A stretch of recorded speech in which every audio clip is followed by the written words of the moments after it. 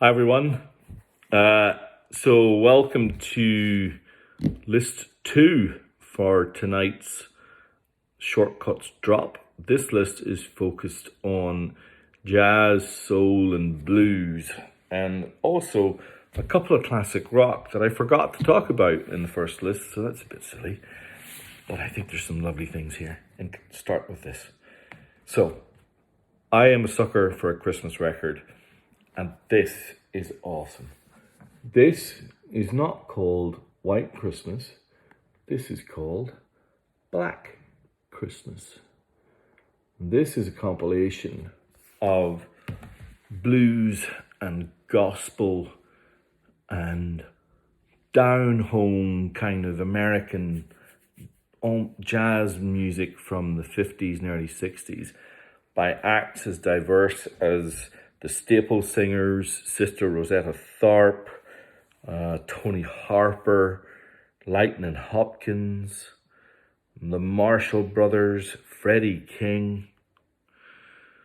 Man, the Five Keys. This is a very rare record indeed, and it's in pristine condition with the OB.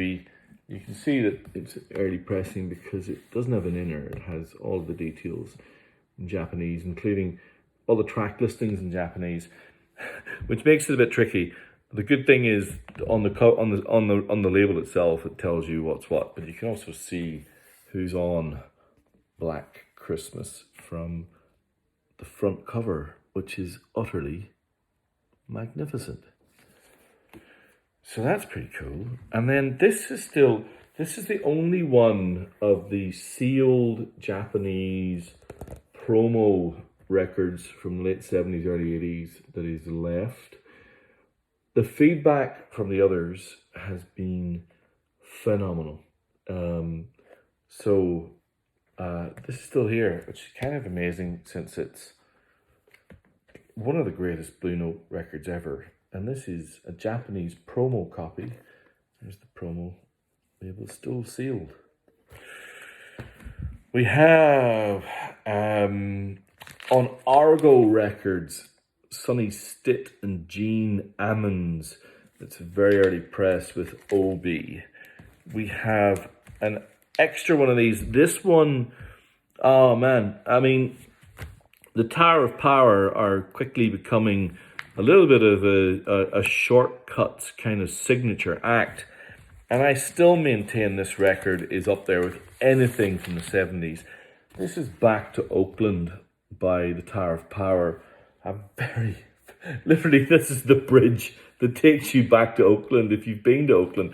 I've been to Oakland to see the Golden State Warriors play before they moved into their new stadium in San Francisco. In fact, it was the last game that was ever played at the Oracle Arena, or I think whatever it was called, in Oakland. And I tell you what, Oakland, it's on nobody's holiday list, I can tell you that now. So this sleeve does make sense. But the dirty blues and the horns are perfect from the Tower of Power. Again, I'm just putting this back out again because I just think this needs a new home. It is an amazing album. It's Sahara by McCoy Tyner. It's just wonderful. Now, this is a new arrival on the list, and I love this album. This is my personal favourite Miles Davis album. This is Jack Johnson by Miles Davis. As you can see, this is the Japanese first press. It's still in the shrink wrap. Still got its cap OB, which I can't remove because it's still in the shrink wrap. You can see that it kind of filters down onto the side, and the back of the record tells the story of a great American boxer, Jack Johnson.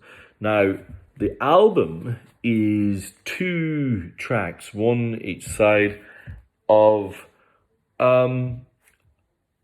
probably the prototypal jazz rock fusion. John McLaughlin plays guitar, Billy Cobham is on drums. It sounds like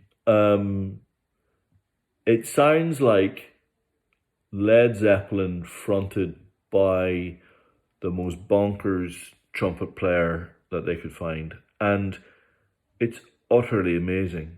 they keep this groove for the whole 22 odd minutes of the side, particularly side one, which I think is really extraordinary. And the story is that they're in the studio, and out of the corner of his eye, Miles Davis sees Herbie Hancock wandering by, as you do. He ushers him, waves him in, get in, get in, get in. And he points in the corner where there's a kind of not even plugged in, I think it's a Hammond B4, some early, organ, whatever it would have been in the late 60s. And so about 10, 12 minutes into the side one, you hear this almighty, and it's this scrunky, scrunchy, scranky sound of Herbie Hancock plugging in the organ and seeing if it works, and then punching out the most outrageous solo that sits on top of this McLaughlin riff, which is hypnotic and brilliant and odd and inspiring all at the same time. And about the 15-minute mark, John McLaughlin goes full Led Zepp, and he breaks out a riff that Jimmy Page dreams about. And it'll be entirely obvious when you hear it. It's like Dazed and Confused, except better. And so, well worth checking out. If you don't want to buy it, that's great, but just put it on Spotify, sit down, listen to track one, and turn it up as loud as you bloody can. All right, now this is another great record. This is a white label promo. What it says on the tin, it's a white label, and it's a promo of probably my second favorite Ray Charles album behind Modern Sounds of New Country. It's called A Message from the People.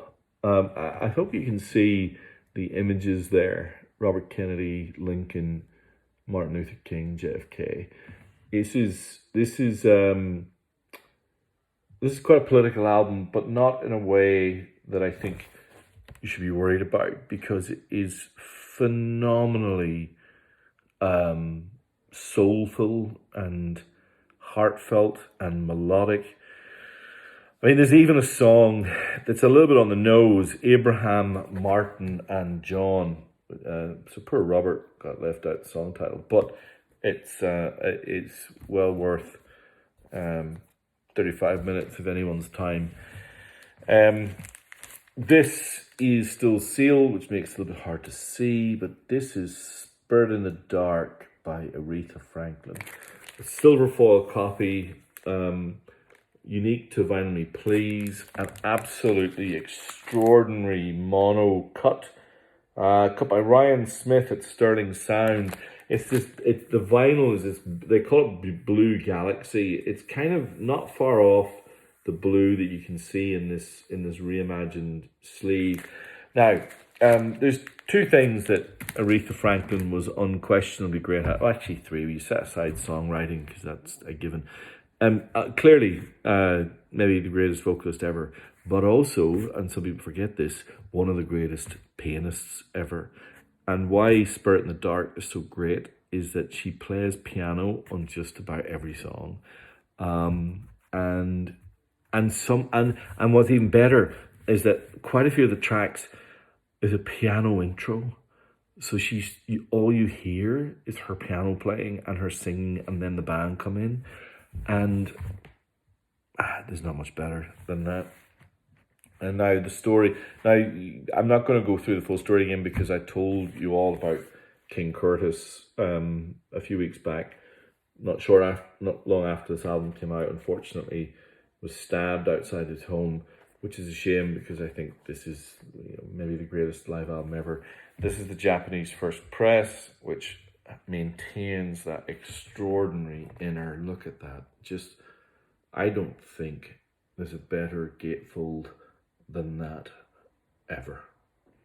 That's what it's like when you play 4 gigs a day. In fact, for this album, he was Aretha Franklin's backing band. So his band came out, made their own album, and then Aretha Franklin live at Fillmore West was the same night that this was recorded. So what band had a concert where they had an extraordinary live album released on both nights. And the other linkage is that the same night that that King Curtis recorded live at Fillmore West was the same night that they recorded Aretha Franklin live at Fillmore West, and Ray Charles comes out and sings some gospel with Aretha Franklin with King Curtis and his band. So anyway, there's a square circle. Now, there were a couple of classic records that I forgot to mention.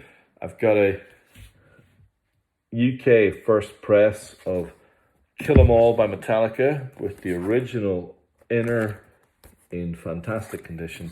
And then finally, we've got the Japanese first press of All Things Must Pass by George Harrison. The box set is fantastic, 3 records inside. But what's utterly odd about this release is the poster. I'm not sure I can do it justice on this, but I'll try, because you can see that George is kind of like I don't know, he's a black magic shaman or something on that poster. I don't think it's been folded out very often, so I'm not planning to do it again. If anyone wants to, they can buy this and they can hang it or do whatever they want. It's got all the inners, everything is present and correct, and sounds wonderful. Okay, there are your 2 lists for this week. I will publish at 9 p.m. on Wednesday evening, which I think is the 30th. Oh, I can't remember now. Keep an eye out. Any questions, anything you want to know more about, just ping me as always. And thank you for watching.